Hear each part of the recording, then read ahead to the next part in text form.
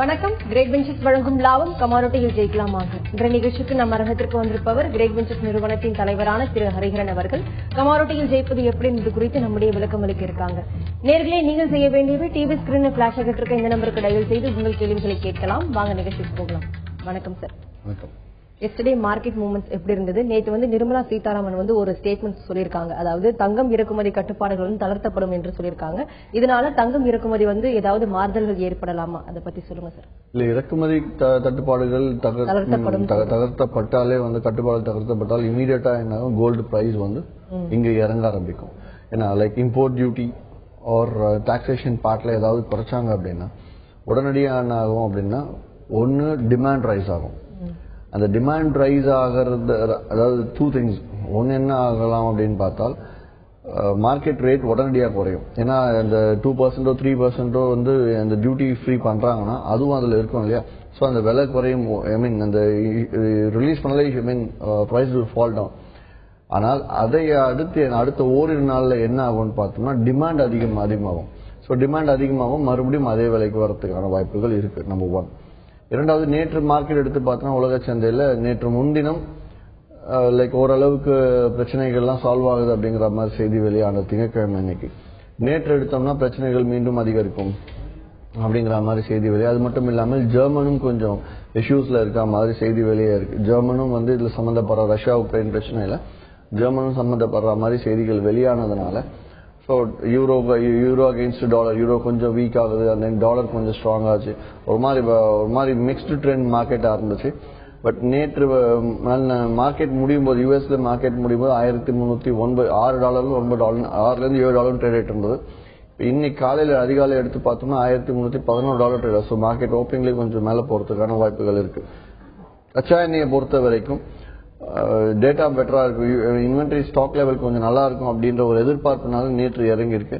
இன்னைக்கு என்ன ஆகுது அப்படிங்கறத பொறுத்து இருந்து தான் பார்க்கணும். பேஸ் மெட்டல்ஸ் பெரிய மாறுதல் இல்ல. லைக் இந்த ஜியோ பொலிட்டிக்கல் டென்ஷன்ஸ் இன்னும் செட்டில் ஆன மாதிரி ஒரு ஃபீல் இருந்தா நேற்று இறங்குற மாதிரி தெரிஞ்சது. அகைன் செட்டில் ஆகல அப்படின்றதுனால மார்க்கெட் மறுபடியும் ஏறதுக்கான சான்சஸ் இருக்கு. இன்னைக்கு தொடர்ந்து பேசலாம் சார். பெங்களூர்ல இருந்து ஒரு நேர்ல இருக்காங்க. வணக்கம் விஜயகுமார். வணக்கம் மேடம். சொல்லுங்க விஜயகுமார். வணக்கம் சார். வணக்கம் சார். ஓப்பன் இன்ட்ரெஸ்ட் அந்த வால்யூம் எப்படி எந்த ரேஷியோல கால்குலேட் பண்ணுறது கொஞ்சம் எனக்கு சொல்லி கொடுத்தீங்கன்னா எல்லாருக்குமே யூஸ்ஃபுல்லா இருக்கும். ஏன்னா நீங்க ஃபிபனாசி சொல்லி கொடுத்துருக்கீங்க, போலிங்கர் பேண்ட்ஸ், RSI எல்லாமே சொல்லி கொடுத்துருக்கீங்க. அதனால இதுவும் கொஞ்சம் சொல்லி கொடுத்தீங்கன்னா யூஸ்ஃபுல்லா இருக்குன்னு நான் உங்களை எதிர்பார்க்கிறேங்க. அப்புறம் இன்னைக்கு சில்வர் லெவல்ஸ் கொஞ்சம் கொடுத்தீங்கன்னா யூஸ்ஃபுல்லா இருக்கும் சார். நான் டிவி பார்த்து செஞ்சுறேன். Open interest volume based trading பண்ணணும். எந்த அளவு வால்யூம் இருக்குன்னா நிறைய இண்டிகேட்டர்ஸ் இருக்கு ஆல்ரெடி. நான் வேணும்னா கிரேட் வெஞ்சர்ஸோட சார்ட்டை எடுத்துட்டு வந்து நாளைக்கோ இல்லை நாளை மறுநாளோ உங்களுக்கு லைவ்ல காட்ட இருக்கேன், பார்க்கலாம். எல்லாத்தையும் திங்கட்கிழமைக்கும் லைவ்ல காட்டுறேன், பார்க்கலாம்.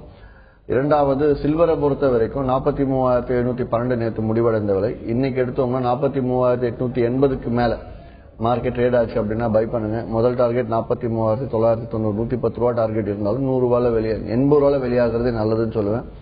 டவுன் சைட்ல செல்லிங் போகணும்னு நினைச்சீங்கன்னா 43,630 தான் செல்லிங்கே போகலாம். ஒரு 100 பாயிண்ட்ஸ் வரைக்கும் வெயிட் பண்ணி ஷார்ட்ல எடுக்கலாம். Sir, M6 crude oil sideways to bearish மூவ்மெண்ட்ல இருக்கு. அதாவது சப்போர்ட் லெவல் எந்த லெவல்ல இருக்கு சார் க்ரூட் ஆயில்?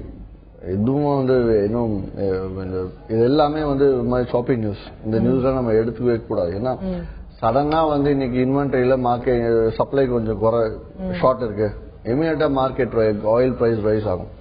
சோ அப்படி ரைஸ் ஆகி திடீர்னு $100 மேல செட்டில் ஆச்சு அப்படின்னா டெக்னிக்கலா மார்க்கெட் இன்னும் ஸ்ட்ராங் ஆகும். சோ அதனால அதை வச்சு நம்ம எடுத்துக்க வேண்டாம் தான் சொல்லுவேன். இட்ஸ் ஆல்ரெடி சைட்வே மார்க்கெட், ஸ்லோவா பேரிஷ் மார்க்கெட், எல்லாருமே தெரிஞ்ச விஷயம் தான். $100 99 போச்சு, 98 போச்சு, 97 இப்போ ட்ரேட் ஆயிட்டு இருக்கு. ஸோ மார்க்கெட் ஐதர் $100 மேல போகணும், இல்லைன்னா $96 கீழே இறங்கி மார்க்கெட் ஒரு நாள் ட்ரேட் ஆச்சு செட்டில் ஆச்சு அப்படின்னா கொஞ்சம் வீக்னஸ் எதிர்பார்க்கலாம். சார், அதே மாதிரி base metals claim on optimism geo political tension issues சொல்றாங்க. சோ இதனால பேஸ் மெட்டல்ஸ்க்கு ஏதாவது அஃபெக்ட், அதாவது பேஸ் மெட்டல்ஸ் ஒரு சேஞ்சஸ் உருவாகுமா சார்? அதாவது சிம்பிள், ஜியோ பொலிட்டிக்கல் டென்ஷன் அப்படின்னா உக்ரைன் ரஷ்யா பிரச்சனை, இல்லை காசா இஸ்ரேல் இந்த மாதிரி இஷ்யூஸ் தான் ஜியோ பொலிட்டிக்கல் டென்ஷன் அப்படின்னு சொல்லுவோம். ஸோ இந்த டென்ஷன்ஸ்னால என்ன ஆகும், டாலர் எந்த அளவுக்கு அமெரிக்கா சம்பந்தப்படுது அப்படிங்கறத வச்சு டாலர் அஃபெக்ட் ஆகும். ஸோ டாலர் அஃபெக்ட் ஆச்சு அப்படின்னா அதர் எக்கானமிஸ் லைக் யூரோப்போ இல்லை சைனீஸ் எக்கானமியோ இந்தியாவோ இந்த மாதிரி எக்கானமிஸ் எல்லாமே கொஞ்சம் பாதிக்கப்படலாம். அப்படி பாதிக்கப்பட்டது அப்படின்னா இந்த எக்கானமிஸ் எல்லாத்துலயும் வந்து பேஸ் மெட்டல்ஸோட ரிக்வயர்மெண்ட், அடிப்படை தேவைகளோட, அடிப்படை உலோகங்களோட தேவைகள் குறையும். குறைஞ்சது அப்படின்னா ரேட்ஸ் வந்து இறங்கலாம் ஒரு பக்கம். இன்னொரு பக்கம் வந்து டாலர் அங்க ஸ்ட்ராங் ஆயிட்டு இங்க ருப்பி மட்டும் வீக் ஆச்சு அப்படின்னா பேஸ் மெட்டல்ஸ் பிரைஸ் ஏறலாம். தொடர்ந்து பேசலாம் சார். கோவில இருந்து அடுத்த நேர் லைன்ல இருக்காங்க. வணக்கம் மணிகண்டன். வணக்கங்க, குரு கிட்ட பேசுங்க மணிகண்டன் சார். வணக்கங்க சார். வணக்கம் சார். அதாவது ட்ரேடிங்ல 3 ஸ்டைல் இருக்குங்க. அதாவது வீட்டில இருந்து ஆர்டர் போடுறது ஒண்ணு, அப்புறம் ஆபீஸ்ல போய் அங்கேயே ட்ரேட் பண்றது ஒண்ணு, இன்னொன்னு ஆன்லைன்ல. இந்த 3 ஸ்டைல்லயும் எந்த இது சக்சஸ் ரேஷியோ ஜாஸ்தியா இருக்கும்னு அது கொஞ்சம் சொன்னீங்க. தமிழ்நாட்டை பொறுத்தவரையில முக்கிய நகரங்கள் எல்லா இடத்துலயுமே கிரேட் வெஞ்சர்ஸோட மண்டல அலுவலகமே இருக்கு. காலை 9 மணில இருந்து இரவு 11-12 மணி வரைக்கும் ஆபீஸ் ஓபன்ல தான் இருக்கு. எப்பவுமே டீலர்ஸ் இருந்துகிட்டே இருப்பாங்க. சோ அந்தந்த ஊர்ல இருக்கவங்க எல்லாருமே போய் உட்கார்ந்து ட்ரேட் பண்றதுக்கான வசதிகள் எல்லா ஆபீஸ்லயும் இருக்கு. குறைஞ்சது 40ல இருந்து 50 பேர் உட்கார்ற அளவுக்கு ஆபீசர்ஸ் எல்லாம் மோஸ்ட்லி எல்லா ஆபீஸும் அப்படிதான் கவர் ஆயிருக்கும். இது ஒரு ஆப்ஷன். சோ நேர்ல போய் உட்கார்ந்து ட்ரேட் பண்ணி ஆரம்பத்துல ஒரு வாரம் அங்க இருந்து பழகினதுக்கு அப்புறம் என்னால வீட்டுல உட்காந்து என்னோட லேப்டாப்லயே பண்ண முடியும் அப்படின்னு தைரியம் இருக்கவங்க தாராளமா வீட்டுல இருந்தே பண்ணலாம். சோ மோஸ்ட்லி ஃபர்ஸ்ட் நேர்ல வந்து கத்துக்கிறது, அப்புறம் நீங்க வீட்டுல இருந்து பண்றது நல்லது. வீட்டுல இருந்து பண்ண பழகிட்ட அப்புறமா மற்ற வேலைகள் ஈடுபடும் போது உங்களுக்கு அந்த மொபைல் ரேட்ஸ் பார்த்து போன் பண்ணி ஆர்டர்ஸும் நீங்க போடலாம். இல்ல என்னால ஃபுல் டே பார்க்கவே முடியாது மார்க்கெட் அப்படிங்கிறவங்க மொபைல் டிப்ஸை மட்டும் பார்த்து ட்ரேட் பண்றது நல்லது. சார், அவர் கேட்ட மாதிரி இந்த 3 ட்ரேடிங், அதாவது வீட்டுல பண்றது சொன்னாரு, ஆபீஸ்ல போய் பண்றதுன்னு சொன்னாரு, அதே மாதிரி ஆன்லைன் ட்ரேடிங் சொன்னாரு. இந்த 3த்துல வந்து சக்சஸ் ரேஷியோ எதுல அதிகமா காட்டுது சார்? எப்பவுமே வந்து ஆபீஸ்க்கு போய் ட்ரேட் பண்றதுதான் எப்பவுமே நல்ல சக்சஸ் ரேஷியோ. என்ன ரீசன் பாத்தீங்கன்னா, ஆபீஸ்ல போய் உட்காந்து ட்ரேட் பண்ணும்போது நாலேஜ் ஷேர் ஆகும். அட்வான்டேஜ் இருக்கும், டிஸ்அட்வான்டேஜ் இருக்கும். ஒன்னு என்னன்னா நாலேஜ் ஷேர் ஆகும். சோ நாலேஜ் ஷேர் ஆச்சுன்னா என்ன நியூஸ் வெளியாகுது, டெக்னிக்கலா என்ன அது சும்மா ஏதாவது ஒரு விஷயங்கள் தகவல் வந்துட்டே இருக்கும். சோ அதே மாதிரி முழு நேரம் அதுல கவனம் செலுத்துவாங்க. அதே டிஸ்அட்வான்டேஜ் என்னன்னா, ஒருத்தர் பை பண்ணா இவங்களும் பை பண்ணணும், என்னன்னே தெரியாது இவங்களும் பை பண்ணணும் அப்படின்னுவாங்க. அவங்க ஷார்ட் போய் பை பண்ணிருப்பாங்க, இவங்க வந்து ஃப்ரெஷ் பை நினைச்சிட்டு பை அடிச்சிருவாங்க. சோ இந்த மாதிரி கன்ஃபியூஷன்ஸ் வருவாங்க. சோ அதனால வந்து உட்கார்ந்து விஷயங்களை உள்வாங்கி நீங்களும் அனலைஸ் பண்ணி ட்ரேட் பண்றதுக்கு நல்ல இடம் இஷ்டம். தொடர்ந்து பேசலாம் சார். நெல்லையில இருந்து ஒரு நேர் லைன்ல இருக்காங்க. வணக்கம் ராஜா. ஹலோ, சொல்லுங்க ராஜா, உங்க சந்தேகங்கள் என்னன்னு தெளிவா கேளுங்க. Very good morning sir.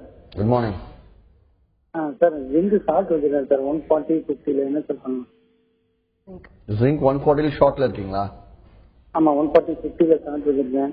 Wait பண்ணலாமா? இது ஆக்சுவலா வந்து இன்னைக்கு 140 to 80 மேல மார்க்கெட் ஏறிச்சா நீங்க ஸ்டாப் லாஸ் போட்டு வெளியேட்டு ஃப்ரெஷ்ஷா வேணா 2 லாட் பை பண்ணிட்டு 143-60 இல்ல 55 ஃபர்ஸ்ட் டார்கெட்டா வச்சு வெளியாகுங்க.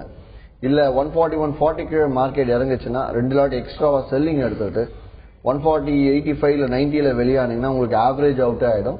நோ லாஸ் நோ ப்ராஃபிட்லயே வெளியாகுவாங்க. நன்றி சார். ஜிங்க் அண்ட் அலுமினியம் வந்து retreat ahead of China factory output data சொல்றாங்க. சோ ஜிங்க் அண்ட் அலுமினியம் வந்து தற்போதைய ட்ரெண்ட் வந்து எப்படி சார் இருக்கு?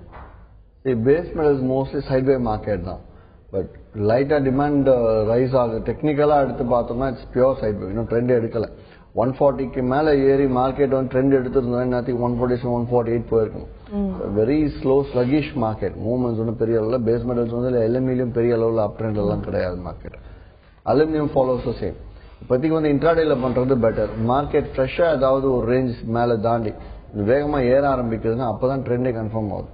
சார், எந்த சிச்சுவேஷன்ல வந்து ஒரு கமாடிட்டியை வந்து ஹோல்ட் பண்ணி வைங்க, இப்ப வந்து பையோ செல் பண்ணாதீங்கன்னு சொல்றீங்க சார்? எந்த சிச்சுவேஷன் நடைபெறும் போது சொல்றீங்க ட்ரேட் பண்ணக்கூடாது அப்படிங்கறது வந்து முக்கியமா டெக்னிக்கலாக மார்க்கெட் ஃபார் எக்ஸாம்பிள் இன்னைக்கு ஏறணும்னு இருக்கு. அண்ட் த சேம் டைம் வந்து என்ன ஆகுது, ஃபண்டமெண்டல் ஒரு இந்த மாதிரி ஜியோ பொலிட்டிக்கல் டென்ஷன்ஸ். இப்போ கோல்டு வந்து ஃபார் எக்ஸாம்பிள் டெக்னிக்கலா மார்க்கெட் அப் ட்ரெண்ட் இந்த வீக் அப்படின்னா திடீர்னு ஜியோ பொலிட்டிக்கல் டென்ஷன் இன்னைக்கு ஈஸா வர மாதிரி மீட்டிங் இருக்கு அப்படின்னா வெயிட் பண்ணுங்க, அந்த மீட்டிங் அவுட்புட்டை பார்த்துட்டு அப்புறம் நம்ம என்ட்ரி கொடுக்கலாம் அப்படின்னு சொல்லுவோம். பட் மோஸ்ட்லி கிரேட் வெஞ்சர்ஸை பொறுத்த வரைக்கும் இந்த லெவல்ஸை பார்த்து ட்ரேட் பண்ற யாருமே எந்த விஷயத்தையும் மைண்ட்ல போட்டுக்கவே வேண்டாம். லெட் இட் பி ஒரு லைக் பெரிய பாம்பு பிளாஸ்ட் இருந்தாலும் சரி, இல்ல ஒரு நல்ல ரொம்ப ரொம்ப நல்ல விஷயமா இருந்தாலும் சரி, மார்க்கெட்டுக்கு என்ன நடந்தாலும் இவங்களுக்கு லெவல்ஸை பார்த்து ட்ரீட் பண்ணிட்டு போயிட்டே இருக்க போறாங்க. 10-15% தவறா முடியும். அதாவது ஒரு 10 ட்ரேட் பண்ணா ஒரு ட்ரேடோ அதிகபட்சம் 2 ட்ரேட் தப்பாதே தவிர மற்ற 8-9 ட்ரேட் லாபத்துல தான் வரும். ஸோ ஸோ இதை நீட்டா பண்ணாலே போதும், வேற எந்த விஷயத்தையும் நம்ம உள்வாங்கவே வேண்டாம்.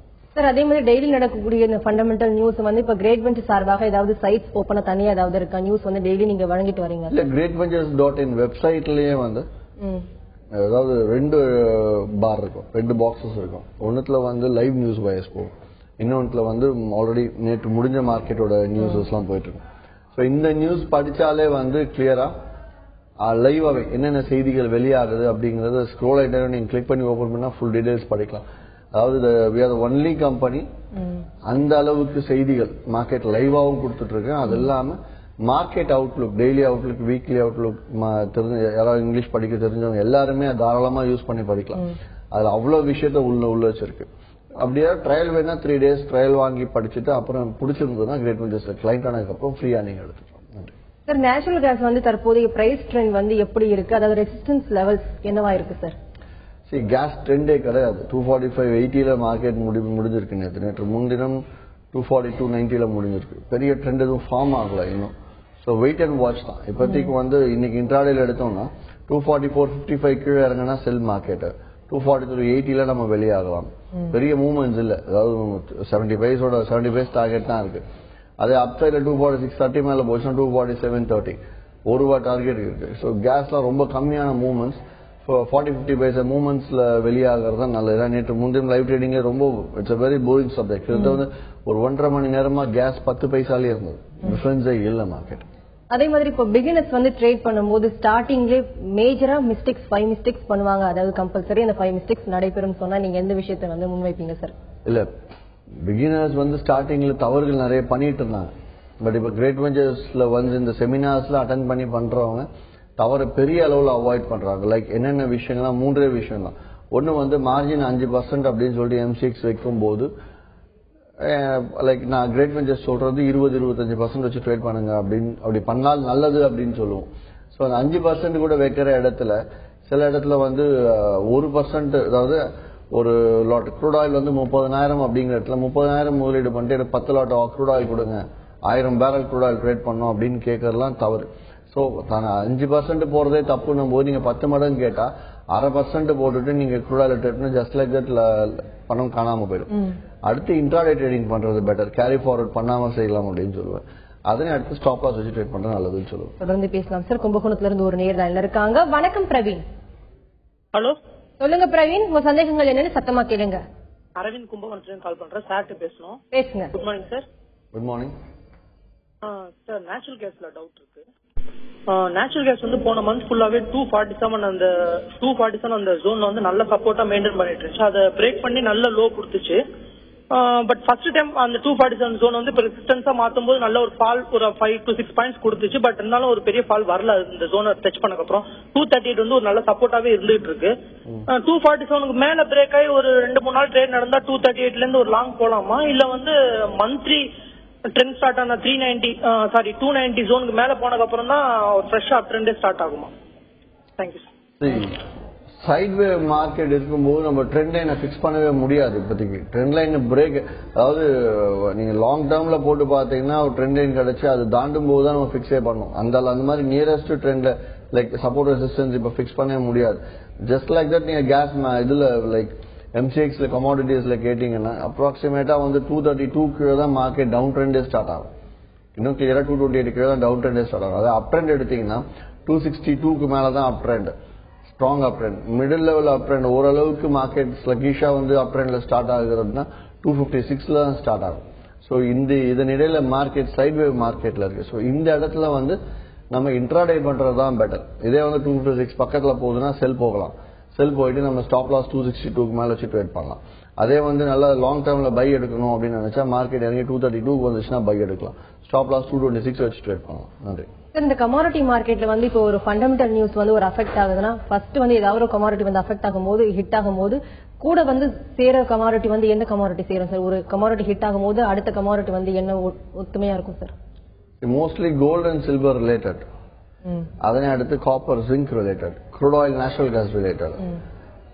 ஒன்ஸ் காப்பர் மூவ்மெண்ட் பேஸ் பண்ணி அதர் பேஸ் மெட்டல்ஸ் லைட்டா பிஹேவ் ஆகுமே தவிர பெரிய அளவுல வந்து ஒரே மாதிரி பிஹேவ் ஆகாது சார். அதே மாதிரி இன்வெஸ்ட்மெண்ட் ஏத்த மாதிரி அதாவது கமாடிட்டி சூஸ் பண்ணணுமா, இல்ல வந்து ஸ்டார்டிங்ல இந்த கமாடிட்டி தான் சூஸ் பண்ண ஏதாவது விதிமுறைகள் ஏதாவது இருக்கா? அது ஆல்ரெடி இந்த கோயம்புத்தூர் செமினார்லயே லைவ் ட்ரேடிங் செஷன்லயே சொல்லியிருந்தாங்க.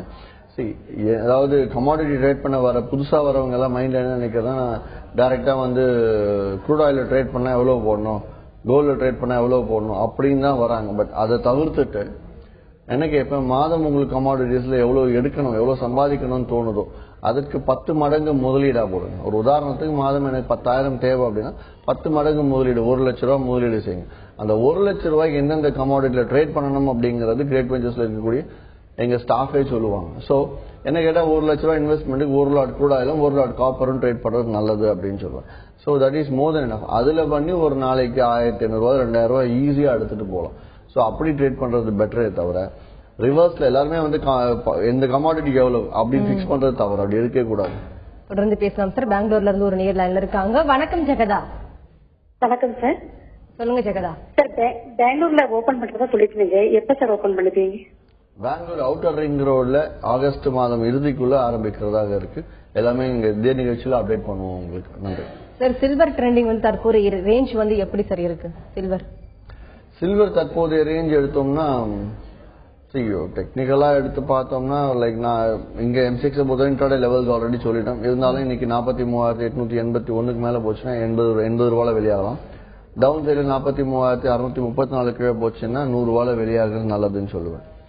அதே இஃப் வி டேக் US மார்க்கெட்ல எடுத்து பார்த்தோம் அப்படின்னா எப்படியும் வந்து ஒரு லெட்ஸ் சே 1926க்கு கீழே பிரேக்கே மார்க்கெட் ட்ரேட் ஆச்சு அப்படின்னா ஓரளவுக்கு நல்ல ஸ்ட்ராங் சப்போர்ட் பிரேக்னு சொல்லலாம். இல்ல $20 and 22 cents எடுத்தோம் அப்படின்னா மார்க்கெட் அப் ட்ரெண்ட்னு சொல்லலாம். ரெசிஸ்டன்ஸ் தான் மேஜரா வைக்க முடியும். மேலும் பேசலாம் சார். மதுரையில இருந்து ஒரு நேர் லைன்ல இருக்காங்க. வணக்கம் மனோகர். வணக்கம் மேடம். சொல்லுங்க மனோகர். சார் வணக்கம் சார். வணக்கம் சார். நம்ம வெப்சைட்ல ஃபாஸ்ட் பெர்ஃபார்மன்ஸ் இருக்கு இல்லையா சார், அதுல வந்து இப்ப ப்ராஃபிட் வருது சார், எப்படி வச்சு சார் பாக்க? எது நம்ம நெட் இதுலயே ஸ்கிரீன்லயே தெரியுமா நம்ம பாக்கும்போது எப்படின்னு கேட்கணும். greatventures.in web எப்படி வரும்னு கேக்குது. ஸ்கிரீன்லயும் தெரியும். நீங்க ட்ரேட் பண்ணும்போது அந்த ஸ்கிரீன்லயும் அந்த டிப்ஸ் வரும். அது இல்லாம உங்க மொபைலுக்கு மெசேஜாவும் வரும். சோ 2 விதமா உங்களுக்கு டெலிவர் ஆகும். நன்றி சார். தொடர்ந்து பேசுவோம். அடுத்த நேர் லைன்ல இருக்காங்க. வணக்கம் Dinesh. Sir good morning sir. Good morning sir. இங்கத்துக்கு ரேட்டும் நார்த் சைட்ல ரேட்டுக்கும் கமாடிட்டிக்கு லைட் டிஃபரன்ஸ் காமிக்குது சார். ஏன் சார் காமிக்குது? அஹமதாபாத்ல ஒரு ரேட் காமிக்குது, அதே சென்னையில ஒரு ரேட் காமிக்குது. புரியல. இண்டெக்ஸ் என்ன காட்டுது? ரேட் டிஃபரன்ஸ் ஒரு கோல்டு ஒரு ரஃப்லி ஐடியா இன்னைக்கு 28,000 கோல்டு ரேட் இருக்கு. அதே வந்து அஹமதாபாத்ல அட் பிரசன்ட் இப்போ வந்து 27,950 தான் காமிக்குது. இல்ல நீங்க சொல்றது MCX-லயா? MCX தான் சார். MCX-லயே சொல்றீங்க? ஆமா சார். MCX-ல சில டைம்ல டிஃபரன்ஸ் காமிச்சு, சில டைம்ல மேட்ச் ஆகுது ரேட். அதே சேம் ஆஸ் இட் இஸ் டைமிங்ல ஏன் அது மாதிரி காமிக்குது? நீங்க கோல்டு HNI எடுத்து பார்க்காம கோல்டு அகமதாபாத் எடுத்து பாக்குறீங்களா? கோல்டு அது சரியா கவனிக்கல சார். அது இருக்கிறது ஒரு கோல்டு ஸ்கிரிப்ட் தாங்க. இதுல கோல்டு HNI எல்லாம் இருக்கும். அதெல்லாம் கோல்டு அகமதாபாத் ஒவ்வொரு ஊர் சம்பந்த கோல்டு MEM போட்டு மும்பை எல்லாம் போட்டு அதெல்லாம் ட்ரேடே ஆகாது. அதெல்லாம் எடுத்து பார்க்க இட்ஸ் ஜஸ்ட் ஆடட் ஸ்கிரிப்ட். அந்த ஊருக்காக ஆட் பண்ணது. மற்றபடி அதுல பெருசா 99% 90% ட்ரேடே ஆகாது. கோல்டு நார்மல் கோல்டு இருக்கு, அதை மட்டும் எடுத்து வச்சு ட்ரேட் பண்ணுங்க போதும். நன்றி சார். ஒரு ட்ரேடருக்கு வந்து ஃபண்டமெண்டல் அவசியமா இல்ல டெக்னிக்கல்ஸ் அவசியமா சார்? டெக்னிக்கல்ஸ் தான் அவசியம். ஃபண்டமெண்டல்ஸ் டெக்னிக்கல்ஸ் ரெண்டு எடுத்தா ஃபண்டமெண்டல்ஸ் ரொம்ப ஈஸியா எல்லாரும் தெரிஞ்சுக்கலாம். அதனால எல்லாரும் ஏறும்னு நினைக்கும் போது மார்க்கெட் ஏறாது.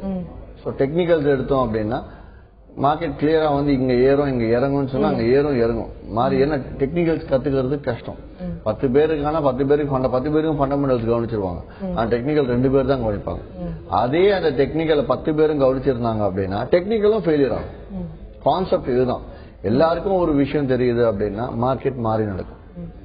சோ எது யாருக்குமே தெரியாத விஷயம் எது? டெக்னிக்கல்ஸ். இந்த சென்ஸ் அவ்வளவு ஈஸியா தெரிஞ்சுக்க முடியாது. சோ அதனால டெக்னிக்கல்ஸ் பார்த்து பண்றதுதான் நல்லதுன்னு நான் சொல்லுவேன். சார் அதே மாதிரி ட்ரேடருக்கு வந்து நீங்க டெக்னிக்கல் வந்து அவசியம் சொல்றீங்க.